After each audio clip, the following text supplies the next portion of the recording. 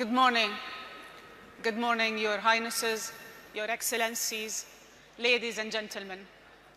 It gives me a great pleasure to be part of the FII this year. I'm happy to see a full house and so many familiar faces in the audience.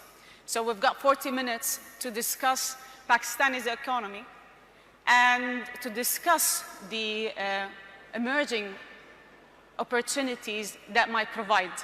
So good morning and thank you for making the time. Your Excellency, you've assumed office as Prime Minister in August 2018 with a mission to achieve Naya Pakistan, new Pakistan. Tell us more about it. Well, thank you. First of all, let me say what a pleasure it is to be here. Opportunity to talk about Pakistan, investment opportunities. But Naya Pakistan is actually the Pakistan it was meant to be. Pakistan was the only state, well, one of the two states made in the name of an ideology, which was Islam. So when we talk about Naya Pakistan, it is going back to the vision of the founding fathers of Pakistan. And what the founding fathers of Pakistan envisaged was a state based on the principles of the first Islamic state of Medina. And those principles were justice, meritocracy, a welfare state where the state took responsibility for the weaker section of the society, and above all, state to educate its people. So these were the principles which, very lofty principles, why Pakistan came into being. So when we talk about Naya Pakistan, it means going back to the principles of what the founding fathers stood for. And hence, the struggle to educate our people, develop our human resources, strengthen our institutions, especially of justice. Sadly for us, some of those principles are more visible in, say, the Scandinavian republics, say in Switzerland, say in New Zealand, than in Pakistan, what was supposed to be an example for what an ideal Muslim state was supposed to be. You've mentioned so many important points that I'm going to go back to one by one. So working on human capital, fighting corruption, empowering the economy. Walk us through the economic agenda of your government now. Well, you know, we have been in power for 60 days. We have inherited two big deficits: fiscal deficit, current account deficit. And so the immediate concern for our government is to increase our exports. We need to increase our exports because we have shortage of foreign reserves because of our current account deficit. We need to get more remittances through the banking channels because there are about 8 to 9 million Pakistanis who work abroad, who are living abroad. So we need to bolster our foreign exchange reserves, immediate improvement in exports, giving incentives to the exporters, getting Pakistanis to send remittances through the banking channels, because then we would have enough dollars.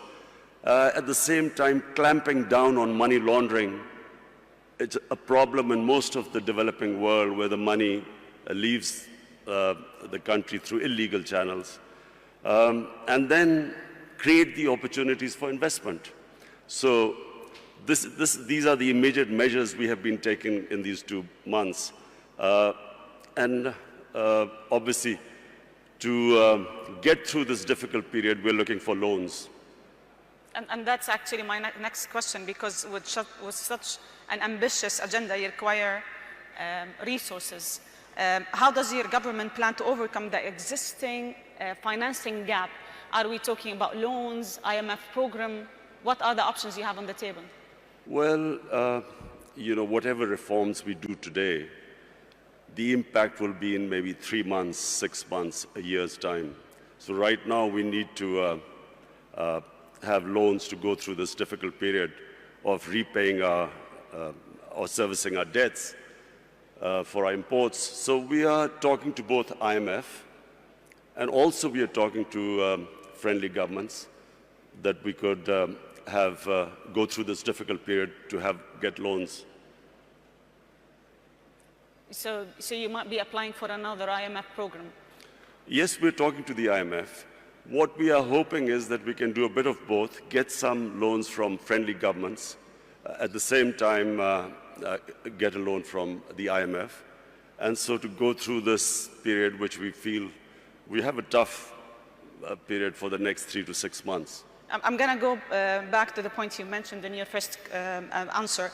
So during your victory speech, your main point was fighting corruption in Pakistan and powering the economy. How is your government aiming to ensure transparency so you can revive the investors' confidence in Pakistan and investing in Pakistan? Firstly, Lubna, you must understand that corruption is what makes a country poor. Corruption is the main difference between the developed world and the developing world. Countries are not poor because they lack resources. For instance, Congo has so many resources. It's one of the most resource-rich area in the world, as opposed to Switzerland, which comparatively hardly has any resources. The difference is that what corruption does is, it does two things. One, it destroys state institutions. When the ruling elite is corrupt, it can only make money by destroying all those institutions that are check and balance in the way of corruption. And secondly, corruption diverts money from human development to mega projects which give mega kickbacks, which leave a country indebted. So Switzerland is one of the most prosperous countries in the world because it has very good governance. It has strong state institutions, and it uses the money to develop its human resources. So in Pakistan, the challenge is, how do we strengthen our institutions enough to make it impossible for people to be corrupt, or corruption at a level which is manageable? And secondly, divert the resources to develop our human resources. This is the challenge of Pakistan. So what we've been trying to do since we've been 60 days in power is to strengthen the state institutions, develop meritocracy. The reasons why state institutions get destroyed is because cronies have been put in key positions who then, once there is no meritocracy in a state institution and there's no rule of law, the state institutions do not prevent anyone from stealing money from the country. So this has been the main agenda of our party. And then secondly, to prioritize institutions that will help the exporters. So hence, we have made all the laws at the moment to help our exporters. Unemployment also is a main concern for you. You've been very concerned about youth unemployment, training youth to be able to find jobs and creating jobs. Tell us more about the agenda in that particular field. Pakistan has 100 million people below the age of 35. Yes. Now, in one way, that's a huge opportunity. But secondly, it is a big pressure on the government to find employment for this young population. We have embarked on a very ambitious program. Pakistan has 10 million shortage of houses. So we have embarked on this program that in the first 5 years, we will build 5 million houses. And so hence creating all the conditions, removing all the red tape that comes into the housing sector. Also, of course, trying to attract foreign investment for this housing. At the same time, apart from the housing, what we are trying to do is create the enabling environment for investment. One of Pakistan's strengths are the overseas Pakistanis. We have, as I said before, 8 to 9 million Pakistanis working abroad. We have, if we create the enabling environment, we will then be able to attract their investment. If you see the growth of China and India, one of the biggest, the first people who invested were the overseas Indians and overseas Chinese who came back. So we have this big resource lying outside Pakistan. Our main effort is to create the enabling environment, make it easy to do business, the ease of doing business, bringing down the cost of doing business, and attracting this investment. Speaking of China, you've always spoke about how good China is in bringing 700 million people out of poverty. And I think the China-Pakistan Economic Corridor, or what you call CPEC, is being debated a lot lately. I would like to understand more about it from a Pakistan angle. First of all, let me just say two things about China, which for Pakistanis is very attractive. One is that China is the only country in human history which brought out 700 million people out of poverty in 30 years. Secondly, China has, in the last 5-6 years, really clamped down on corruption. In the last 4 years, I think they convicted about 415 government ministers in corruption cases.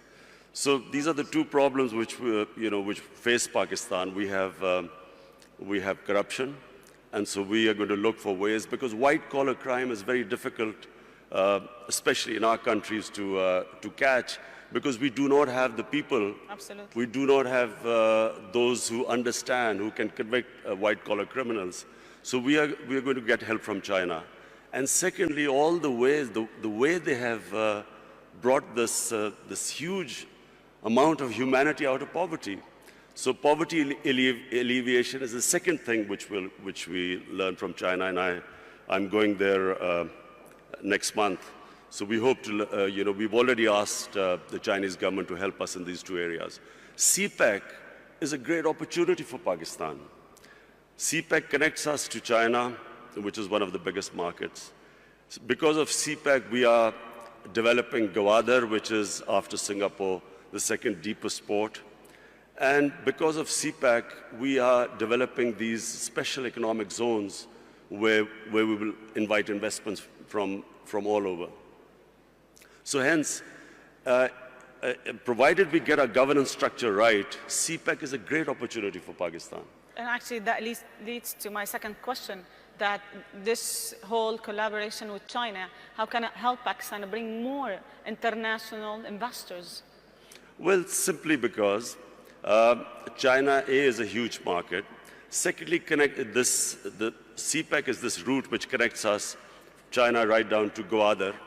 So we have all this opportunity with these special economic zones to invite people.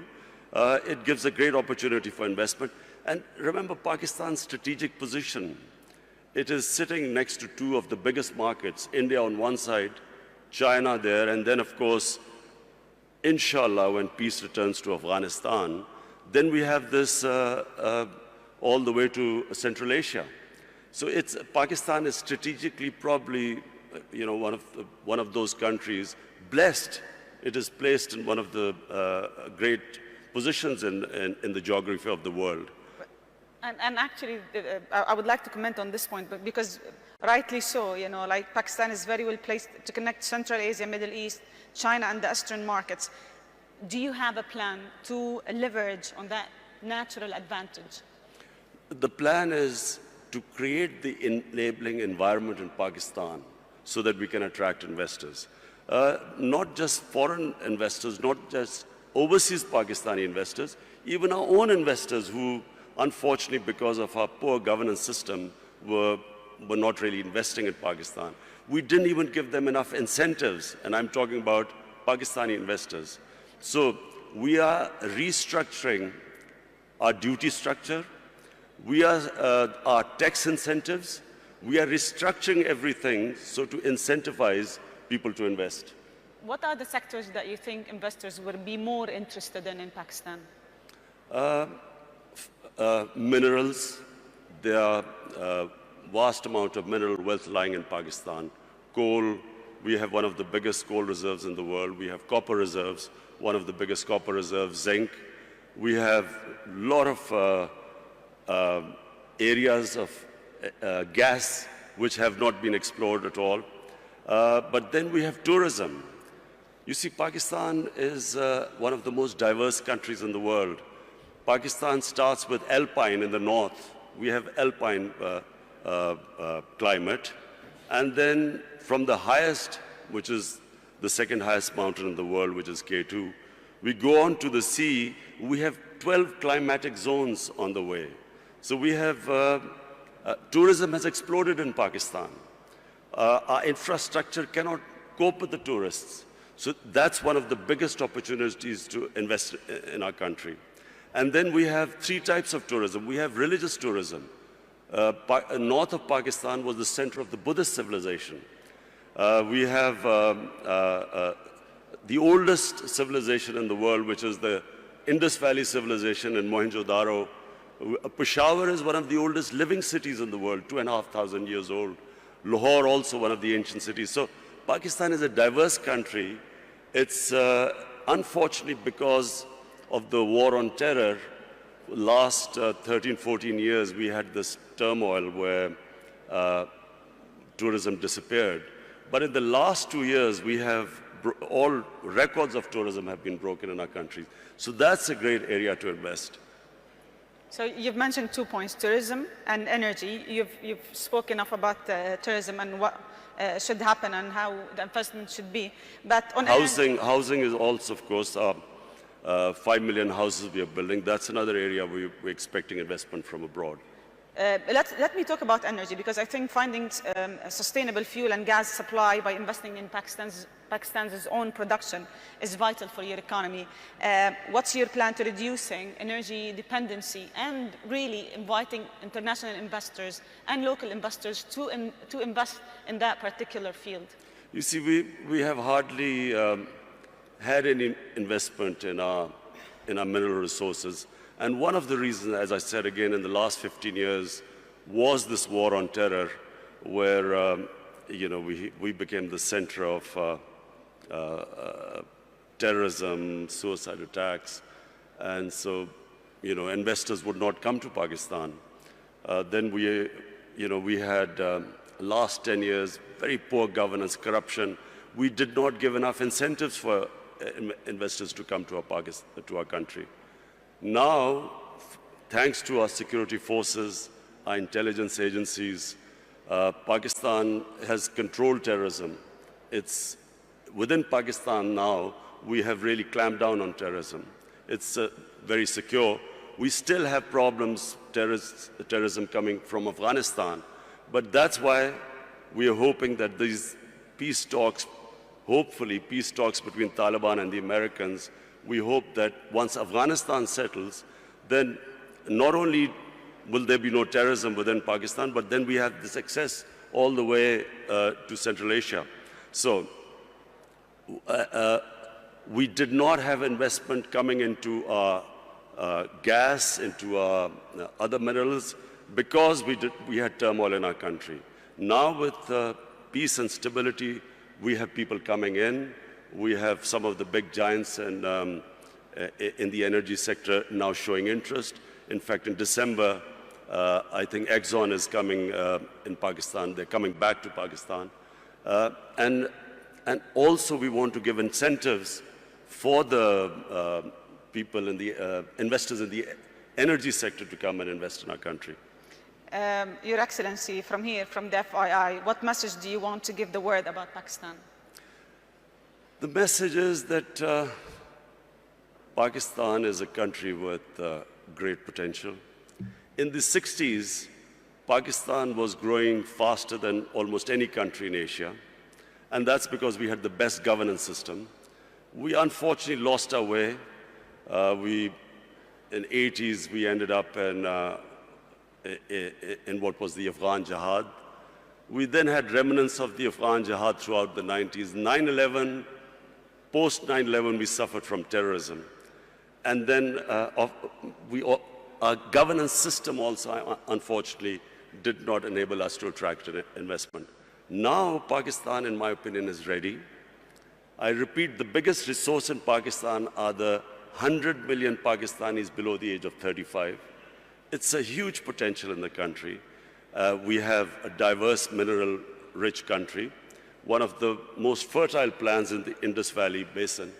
So today, the country stands where it is probably right now is the best time for investors to come to our country. Thank you very much. I'm going to open the floor now for some questions. We've got around 10 minutes. So if you have any questions, please just mention your name and your institution. We've got some mics.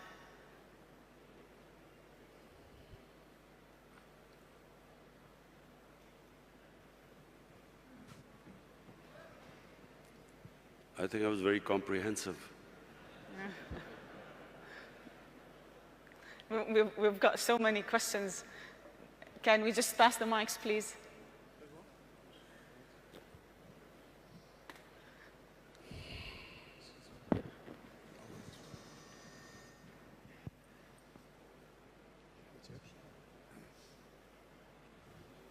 Bismillah ar-Rahman ar-Rahim. Your Excellency, welcome to Saudi Arabia. Okay, welcome. Saudi Arabia businessmen are really very much looking at investment opportunities in Pakistan. We have a lack of information. I think we need to strengthen the economic section of the Pakistani embassy in Saudi Arabia so that the Saudi businessmen have full information.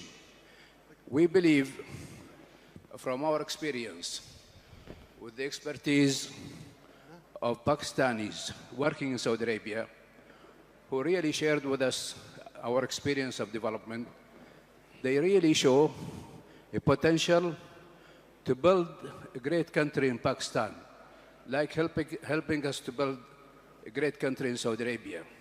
So we are looking forward to get more information about Pakistan because many Saudi businessmen are interested for investment in Pakistan.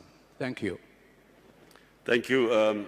I have spoken to His Highness Prince Salman, and he is already organizing businessmen from Saudi Arabia to come to Pakistan to invest. So we look forward.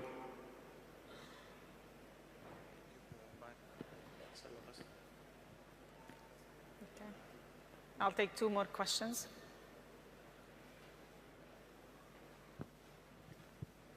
Okay. Hi, Imran. I'm Vikram from Tech Mahindra. Very inspirational talk. You did mention about 100 million people below the age of 30. And you mentioned about minerals and oil and gas. Don't you think information technology also could be an avenue for Pakistan? Yes, Vikram. Information technology could be one area where we could not only improve our exports, but also provide employment to our young people. Unfortunately, we did not concentrate like India did in information technology. We've got left a bit behind, but now we are concentrating, organizing our IT sector so we can develop it. Yes.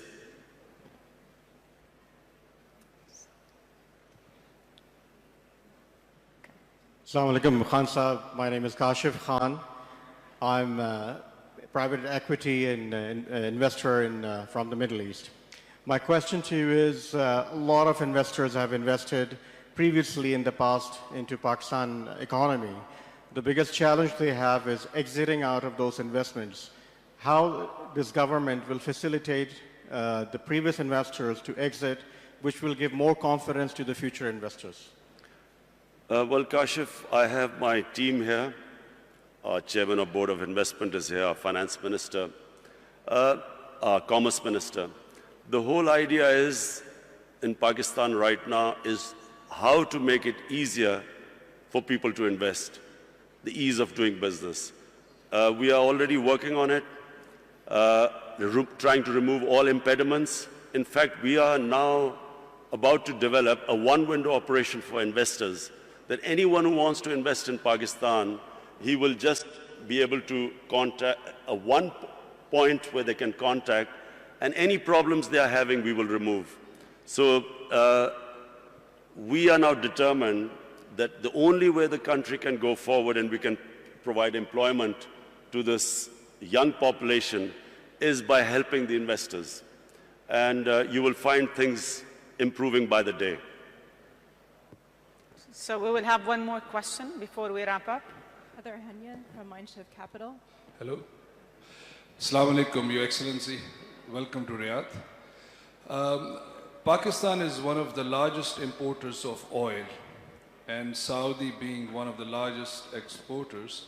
So can you maybe shed light on the possibilities of potential cooperation in oil refineries or downstream opportunities in manufacturing in Pakistan? Well, we are already talking to Saudi investors for an oil refinery to be built in Pakistan. In fact, we need 2 oil refineries in Pakistan bearing the amount of demand. So yes, the answer is yes, we are talking to Saudi Arabia. We have already met Saudi investors who just came over to Pakistan. And there is cooperation, and there's going to be increasing cooperation between Saudi Arabia and Pakistan. So we have one more question. Okay. Sorry, over here. Heather Henyon from Mindshift Capital. Just to ask about the gender strategy for Pakistan. We know that women have played a very strong role in microfinance, in the business of Pakistan, and in the formal economy of Pakistan. Can you talk more about the role that you see for women going forward as entrepreneurs and their role in the business sector? Thank you. The most important thing at the moment for our government is to ensure that we raise a female literacy in our country. Unfortunately, in literacy we have got left behind in the subcontinent, but specifically female literacy. So you can only empower women really if you educate them. So in the 5 years when we were in power in Khyber Pakhtunkhwa, the province our government was in power, we decided that every 100 new colleges to be built in Khyber Pakhtunkhwa, 70 would be for women. Similarly, in primary, all primary education schools which we were going to open, out of 100, 70 would be for women. So that's number one. Secondly, we have this housing project which we've started. We are, at the bottom tier, we are doing microfinance for the poorest of the poor. This is affordable housing. And for the poorest of the poor, we are introducing microfinance. And there also we are involving women because we find that they are always in microfinance, they always pay back the loans much better than the ratio which men pay back. But apart from that, we're trying to do something which sadly hasn't happened in Pakistan. Women do not get their inheritance rights, which is mentioned in the Sharia. In Pakistan, in rural areas, women don't get their rights. So also financially empower them by ensuring that they get their inheritance rights. So we've got another question, please. Mr. President, this has been Hindi from Dubai, UAE. You have a great neighbor next to you, which is India, and they have great potentials to be a great partners with you. What is your efforts to let go all the past history and become one big nation, collaborating with each other in different fields and businesses? Thank you. Well, I'll answer my final question. Look, one thing Pakistan needs more than any other country right now is peace and stability. The last decade or more, specifically after 9/11, has been of the greatest turmoil to our country. A war which Pakistan had nothing to do with. Pakistan ended up losing almost 80,000 Pakistanis dead. Our tribal areas devastated by the war. Half of the population in the tribal areas internally displaced. Over $100 billion lost to the economy. And one of the reasons why we are at this stage where I'm talking about the two biggest deficits, fiscal and current account deficit, is because of this instability and the war, where investment just dried up in Pakistan. So what we need is stability. Now, stability means peace with all its neighbors. We have peace with India, we have peace with Iran, peace with China and Iran. Our problems are right now with Afghanistan and with India. Now, when I won the elections and came to power, the first thing I tried to do was to extend a hand of peace to India. Unfortunately, and I think it's because of the Indian election coming up, and because, sadly, anti-Pakistan rhetoric brings in votes, I'm afraid we got no response from India. In fact, got rebuffed by India. Now, what we are hoping is that we'll wait till the elections, then again we will resume our peace talks with India. Peace with India is important not just for Pakistan, but for India as well. All the money that should be diverted to our human resources ends up being diverted to non-productive arms race. And secondly, peace with Afghanistan, peace in Afghanistan. It's critical for Pakistan because at the moment, the low amount of terrorism coming into Pakistan is from Afghanistan. And so it's for us, for Pakistan, it's extremely important that we have peace with both the neighbors. And I can tell you, my government will be trying its best. We are all in Pakistan, there is a consensus amongst all stakeholders that what this country right now needs peace and stability. And only peace and stability will allow us to bring in investment to most of all, to alleviate poverty, give employment to our young population. So we will wrap it here. Thank you very much for joining us, and thank you for sharing with us all this. The Prime Minister of Pakistan, thank you.